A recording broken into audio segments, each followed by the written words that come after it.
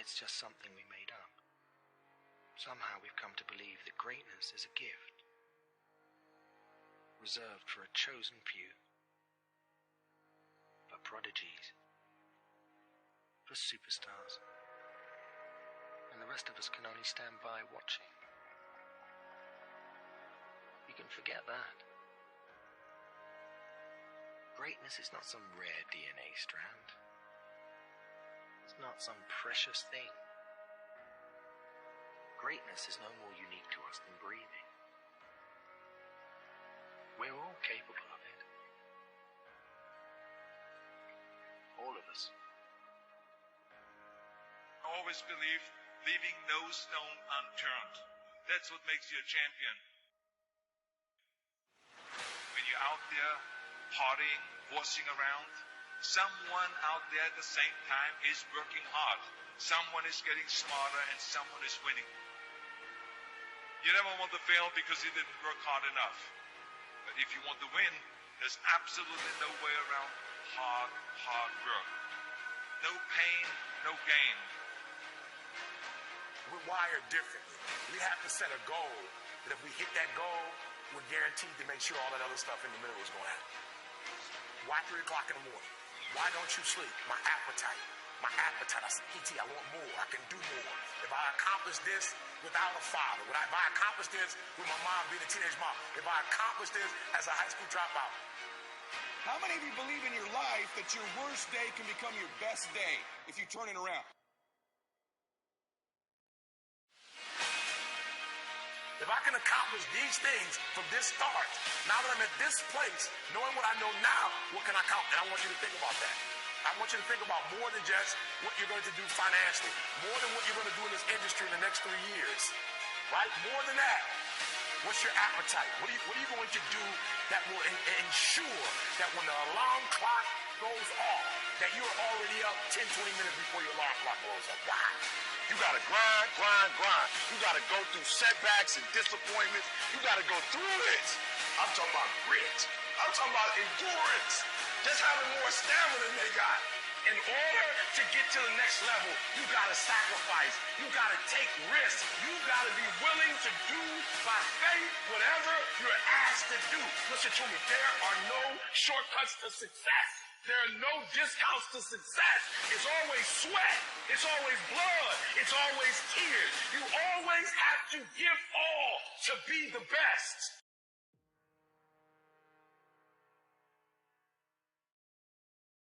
And I think it's important to remember, we talk about content is king.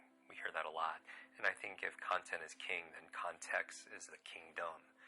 And even when you forget someone's name, which I know we've talked about in the past, and how important a skill it is to show someone you care by remembering them.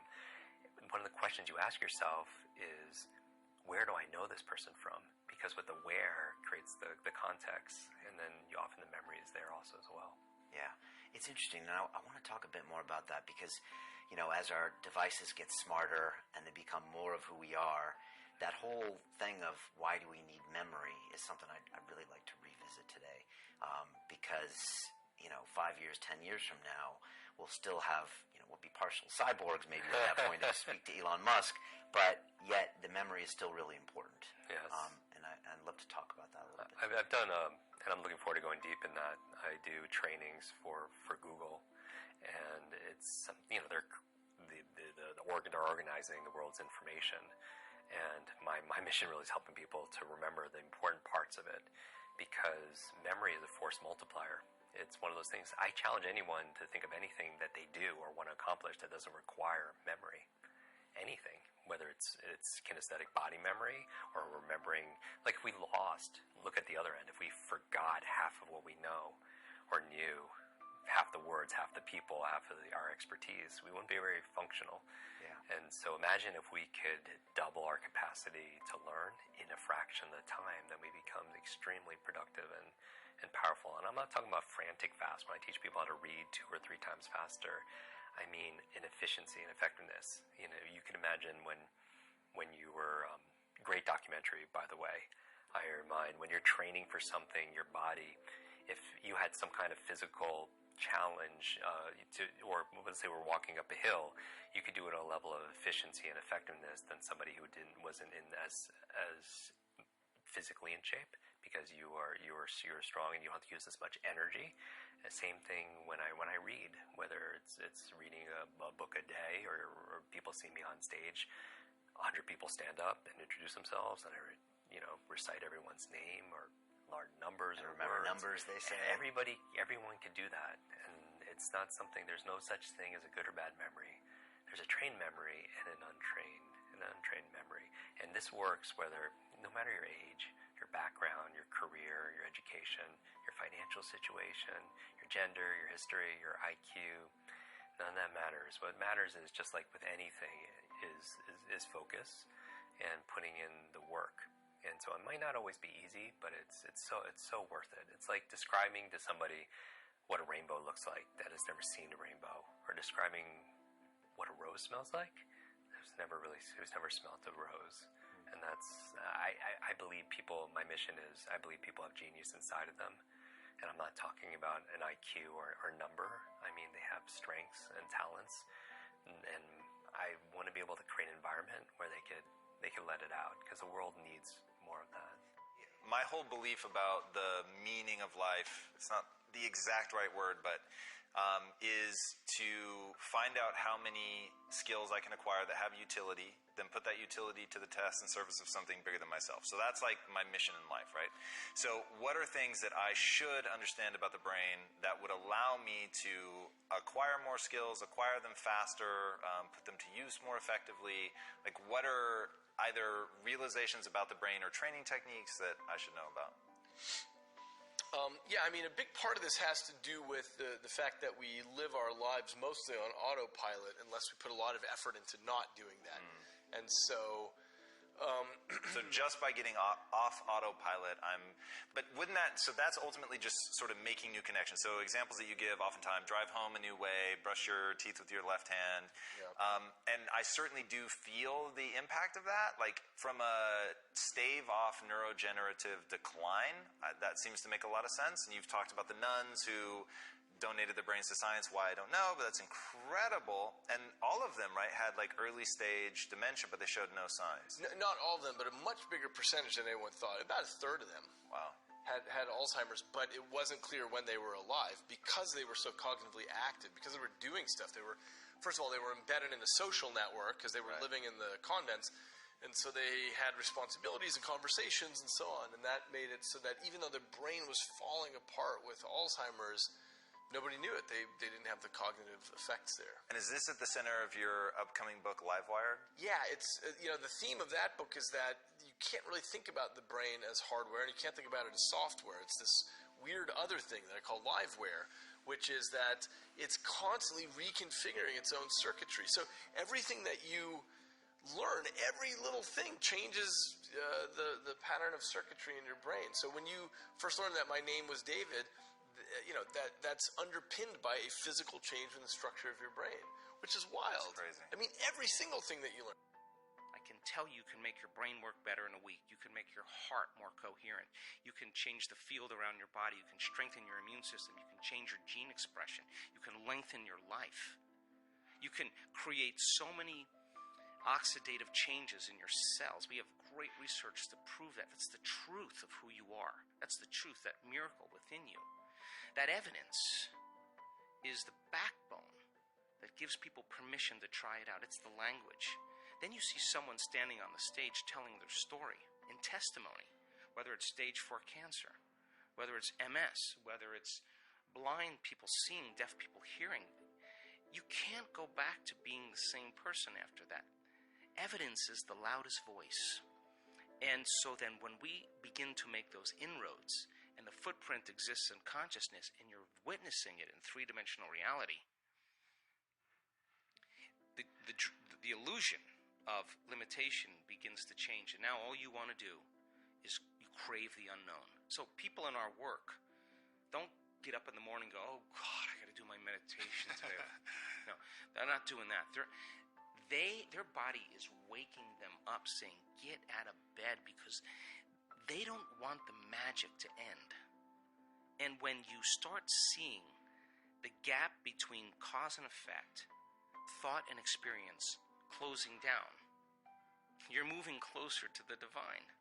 And when that happens, all the things you thought you want, you no longer want, because the overcoming process leading to who you become, nobody can take that away from you. So we practice it in our seated meditations. We practice it standing and walking. You better walk as it, and you better be able to embody it and practice doing it with your eyes open. So when you return back to your life, when you walk from your house to your car, you're walking in the energy of your future. And if you keep doing that, it's going to become a habit. And people are going to start looking at you going, something's different about you. You know why? Because you're no longer showing up equal to their memory of you. Something's different about you. You're unpredictable. It's not what you're saying any longer. It's who you are. And so that person then is off their timeline. They're not headed to that same future. And all I want to do in a week-long event is bump everybody off that timeline into a new future. Some people, huge degrees. Stage 4 cancers, tumors disappearing. You listen to that story of the person on the stage. Your next meditation, you are not going to go half in. You're going to go all in. And that's all I want, is I want people to go all in. I want to provide people with my greatest understanding of the truth, and then numerous opportunities to experience it, nothing more. And when the magic starts to happen, it's beyond, way bigger than me. It's beyond my control. All I want to do is provide the environment where they feel safe enough to begin to create. When there's no safety net, people perform better in sports and everything else if you don't have a plan B. So we have to pay more attention to the negative, because the negative can stop people who are trying to make a difficult life decision. And maybe we don't need 10,000 hours of practicing courage, but we could become cognizant of how we let fear manifest itself in our daily lives, and instead counteract that, so we could get past our fears and do the things that we're meant to do and be the people we're meant to be. See, if you know what your life work is, I encourage you to start working on it. If you can't do it all at one time, do just a little bit of it. A lot of people are looking at this the wrong way. There is a blessing in everything. Behind every moment of adversity in your life, there is a blessing and a lesson. You can be afraid of success. You can be afraid of failure. You can be afraid of looking ridiculous. You can be afraid of change, either positive or negative change. The only way to deal with fear that I found in my life is a couple ways. One of those ways is to turn it on itself. If you're not going to get rid of fear, then use fear. Use fear or it uses you. It's that simple. And there was something that had been on my heart, and something that I had been thinking about, but had long let fear get in the way of. And in doing so, I realized that I had come into a whole new world. I had come up with my plan for how I was going to change the world. About the things that you do that you shouldn't do, that you know you shouldn't do beyond a shadow of a doubt, right? There's some things like that. That's bad habits and poor aim and all of the resentment and hatred and aggression and unresolved conflicts and all those things. They're dementing you and warping you, and then think, okay, those things get the upper hand, man. They get the upper hand, and they take you the worst possible place you could go. You don't magnify the degree to which the pain ought to be affecting you. And so really what he means in that is, listen, you're going to get out of your life what you'll accept. And that's really difficult for people, I think, to understand is what you think you're worth and what you're going to tolerate is absolutely what you're going to bring into your life and what the outward part of your life is going to look like. See, I'm saying that as you begin to look at where you want to go, if you want to make it today, and things are changing so fast you have to literally run to stand still, I'm saying that you've got to make some conscious effort to begin to work to develop you. Where I was going to be doing a lot of things that scared me all the time, and it's something that over the past year and a half of my life I have been so grateful for, especially because I've been able to live my mantra. I've been designing and redesigning and redesigning and redesigning, right? And looking at the blueprint called me, and what works and what doesn't work, and embracing what works and embracing what didn't work.